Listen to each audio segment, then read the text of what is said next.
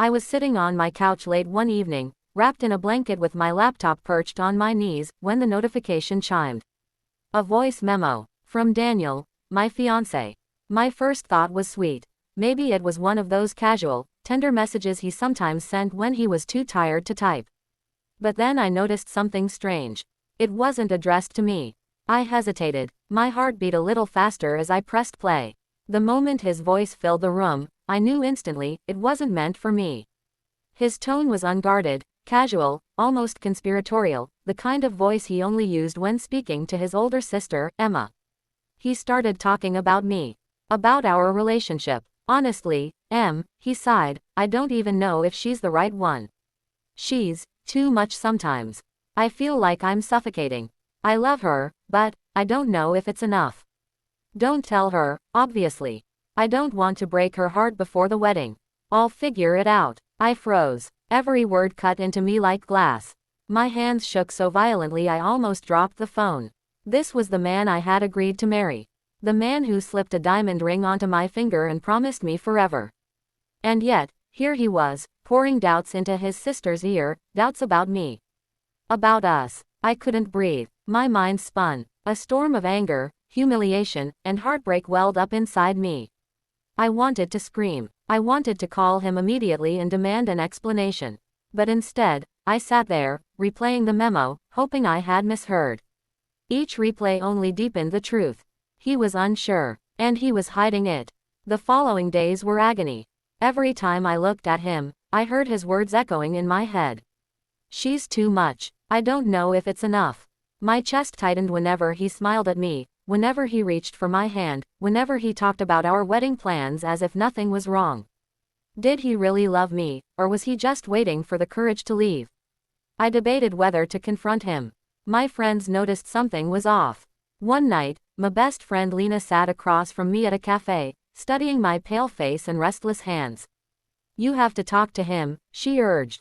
You can't marry someone who doubts you like this.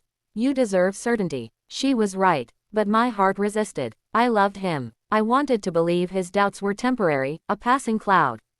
But how could I build a marriage on shaky ground? A week later, I gathered the courage. We were sitting in his car after dinner, the silence heavy. I turned to him, my throat dry. Daniel, I whispered, I heard the voice memo. The one you sent to your sister. His face drained of color. He gripped the steering wheel, frozen. You heard that? I nodded, tears brimming in my eyes. Is that how you really feel about me? That I'm too much? That you don't know if you love me enough? For a moment, he didn't speak. His jaw clenched, his eyes darting away. Then, finally, he whispered, I didn't mean for you to hear that. I've just been scared. Everything's moving so fast. The wedding, the expectations, the idea of forever. I love you, but I panic sometimes. I shouldn't have said it like that. Shouldn't have said it like that, I repeated, my voice breaking. You shouldn't have felt it like that. The silence between us was deafening. I realized in that moment that love isn't about beautiful proposals or dream weddings. It's about conviction. It's about knowing, deep in your bones, that the person beside you is the one you want no matter what. And if he couldn't be sure, then what was I doing here? I handed him back the engagement ring. My fingers trembled, but my voice was steady. I need someone who doesn't question whether I'm enough. I need someone who doesn't have to figure it out. Daniel's eyes filled with regret, but he didn't stop me. He couldn't. He knew I was right. Walking away was the hardest thing I had ever done. My heart shattered, but in that pain, I found clarity. I realized my worth wasn't defined by someone else's indecision. I deserved a love that was certain, not a love that wavered in secret conversations.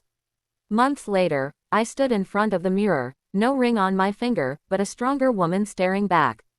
I had poured my energy into myself, my career, my friendships, my passions.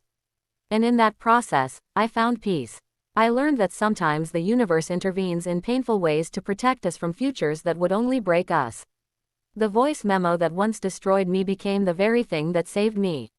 It taught me that real love doesn't whisper doubts behind closed doors. It speaks boldly. It chooses you, without hesitation. And one day, I know I'll find that kind of love, the love that doesn't need to be figured out. The love that knows.